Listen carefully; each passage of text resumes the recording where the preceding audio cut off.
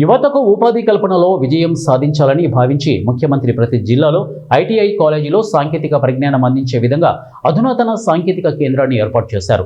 175 మంది విద్యార్థులకు వృత్తి విద్యలో శిక్షణ ఇచ్చే విధంగా ఈ శిక్షణ కేంద్రాన్ని ఏర్పాటు చేయడం జరిగింది.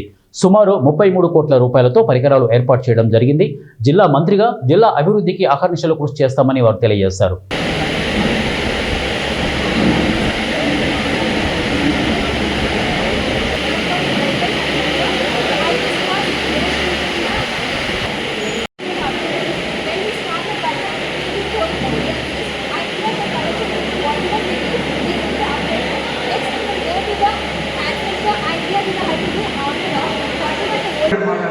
డాక్టర్ సంజయ్ కుమార్ గారు రావాలి, మీకు ఖచ్చితంగా ఉండాలి. జిల్లా మంత్రిగా మన ముఖ్యమంత్రి గారు గొప్ప కార్యక్రమాలు తీసుకున్నట్టు మన జిల్లాకు సంబంధించినటువంటి ఐటీఐ ఈటీసీ సెంటర్ను మీ చేతుల మీదుగా మీకు ప్రారంభించాలని చెప్పి శాసనసభ్యులు కోరినప్పుడు మన జిల్లారెడ్డి గారు కోరినప్పుడు మరి జిల్లా మంత్రిగా శాసనసభ్యుడిగా మరి మా అన్నగారు ఏదైతే డాక్టర్ సంజయ్ కుమార్ గారు కోరిన మీకు మరి ముఖ్యమంత్రి గారి ఆలోచనని మీకు యావత్ తెలంగాణ ప్రజల యువతకు ఆదర్శంలో ఉండే విధంగా ఎవరు ఊహించారు, ఏ ప్రభుత్వం కూడా ఊహించారు.